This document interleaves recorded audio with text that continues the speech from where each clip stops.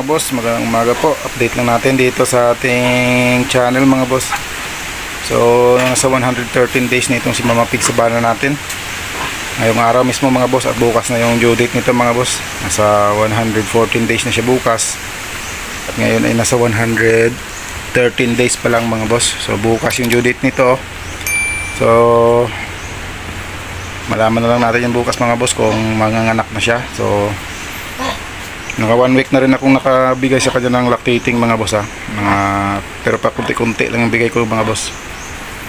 Yan yung update natin mga boss. So abangan lang natin mga boss mga anak ito bukas mga boss, si Mama Pig sa bano natin. Yan, ang laki ng tiyan niya mga boss. Sana maganda ng panganak ni Mama Pig sa bano natin mga boss. Yan laki ng tiyan niya mga boss. Halos kunti lang yung kain niya ngayon kasi malapit na siya mga anak. Kuntian ko lang ng pagbigay ng lactating. Yan. So yan, naka-ready na rin tayo mga boss. May lagay na rin tayo ng bake dito. Yan. Nilagay ko lang ng karton kasi malakas yung hangin mga boss. Yan, ang lakas ng hangin mga boss. So malakas talaga yung hangin ngayon natin dito mga boss sa dito sa tulungan natin ay malakas yung hangin. Yun naman mga boss yan ang lakas yan, ang lakas ng hangin, saka malamig yung panahon. So ito naman si natin mga boss, yung dumulagan natin sa bukas mga boss, January 12 ay magsi 7 months na siya simula nang binili ko mga boss. So sa susunod niyang paglalandi mga boss ay baka i-EI na natin siya, ipa-EI na natin siya mga boss. So titistingin natin siya kung mabubuntis yan. Yung kinakain nito mga boss ay gestation pa rin. Yung breeder feeds pa rin yung pinapakain ko dito mga boss. Yan.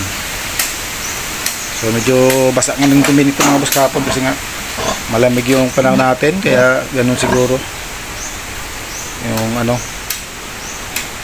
hindi malamig kasi yung panahon natin mga boss, kaya hindi basa, medyo nababasa yung kanyang dumi. Hindi naman masyadong basa mga boss. Mamaya nga bigbigyan ko yun ng gamot para ihalo ko lang sa kanyang pagkain mga boss. Yan. Okay, so yun lang muna yung update natin mga boss. Abang-abang lang tayo bukas, baka makabidyo naman tayo. Ay mga anak na itong inahin natin na si Mama Pig sa bana. Yan. So nasa 7 anak na yata itong mga boss akin dito. So yan, abang-abangan nyo lang mga boss at bukas ay nandito tayo para bantayan siya mga boss bukas. Yan. Okay,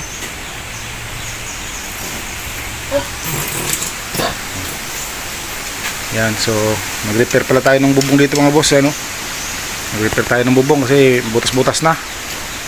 Tsaka yung puno na yun mga boss, kita nyo yung puno na yun yan.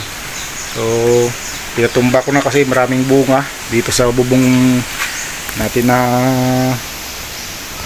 kunyang bunga dito sa bubong to tinatapon. Butas-butas yung bubong natin. Tsaka yung nyug pa na yan mga boss. Yan, nakita nyo yung nyug na yan. Pakukuha pa natin yung mga boss kasi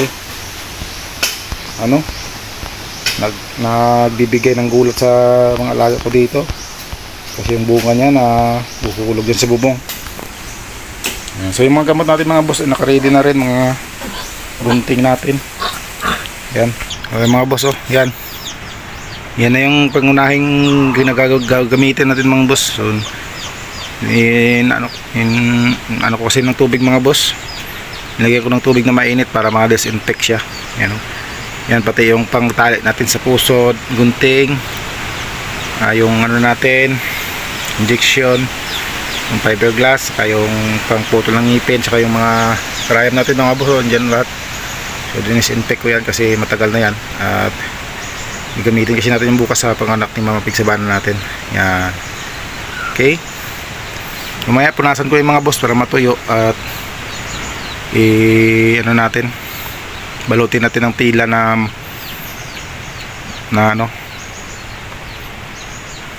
hindi dumi. Yan. May mga boss may nangangitlog pa dito na manok sa natin Bahay Kubo. Yan. Yun lang mga boss, yung update muna natin, no? So abang-abang na kayo mga boss bukas.